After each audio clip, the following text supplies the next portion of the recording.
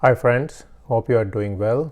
Today I am going to discuss about the Anglosphere, and these are essentially 5 countries to which many students aspire to go and which are the centers of education and research, especially if you consider this to be in the English language. So these countries are UK, US, Canada, Australia and New Zealand. Now, of course, if you know history, you would know that UK was the first English speaking country. They essentially colonized the remaining 4 countries, and some of these countries actually still report to UK because they are part of the Commonwealth. So these are essentially Australia, New Zealand and Canada. And the US fought a war of independence. George Washington led that fight, and essentially they threw the British out. So as far as the US is concerned, it has a different history. Tens of thousands of US soldiers actually died in their war of independence. So that's something to keep in mind. Now for today's purpose, I'm going to discuss this 5 countries because we of course know that 2 of the countries are often featured in the top ranked university. So if you look at any ranking such as the Times ranking, the Shanghai ranking and so on, you will see that very often the top 10 or the top 20 universities will contain a lot of American universities. For example, they may contain Harvard, MIT, Stanford and so on, and also 2 UK universities, typically Cambridge and Oxford, will also show up in this list, sometime Imperial College also.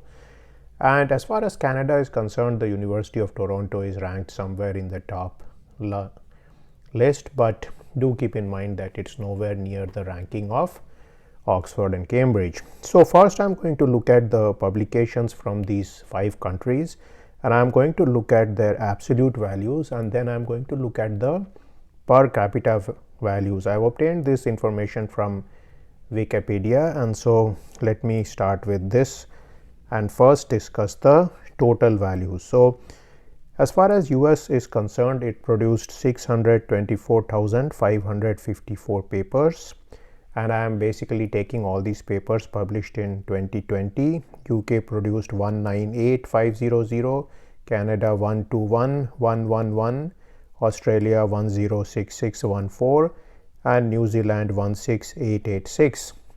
Now these numbers are not very nice to look at, so I will give you the percentage values of papers which were published from each of these countries. So US published 58%, UK 19%, Canada 11%, Australia 10% and New Zealand 2%. So essentially, if we are going to rank these countries based on the number of papers published, US would be ranked number 1, UK would be ranked number 2, Canada would be ranked number 3, Australia would be ranked number 4 and New Zealand would be ranked number 5.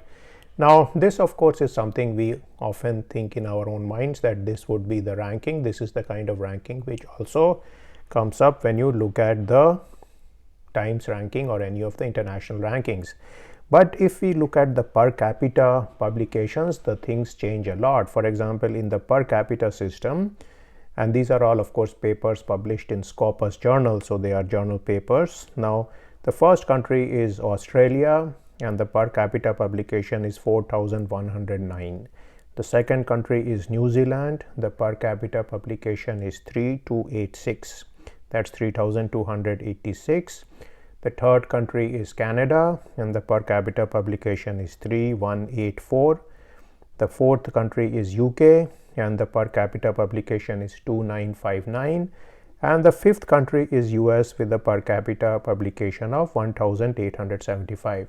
So rather interestingly, if we look at per capita publications, we see Australia is number 1, New Zealand is number 2, Canada is number 3, UK is number 4 and USA is number 5. So essentially a lot of change happens as far as the list is concerned. Now how can you apply this particular data analysis which we have done? Of course, do keep in mind that it shows you that Australia may actually be a pretty good country to go to in terms of per capita publication. So if you are somebody who is a PhD student or postdoc, you can probably think of some of these countries such as Australia and New Zealand also in the southern hemisphere instead of focusing your attention only on US, UK and Canada. And do keep in mind that all these 4 ex-Commonwealth or current Commonwealth countries actually are producing more papers per capita than the US. So again, that's something the US needs to consider as to why its per capita publication is not so high as UK, Australia and so on. So this was my video for today. It's an exercise in data and number crunching, but it gives you some insights about how we can rank the Anglosphere. We do not need to rank it only in terms of the universities which are in the top rank list, but also in terms of per capita papers. I'll end this video now and I will see you in a video sometime soon. See you then.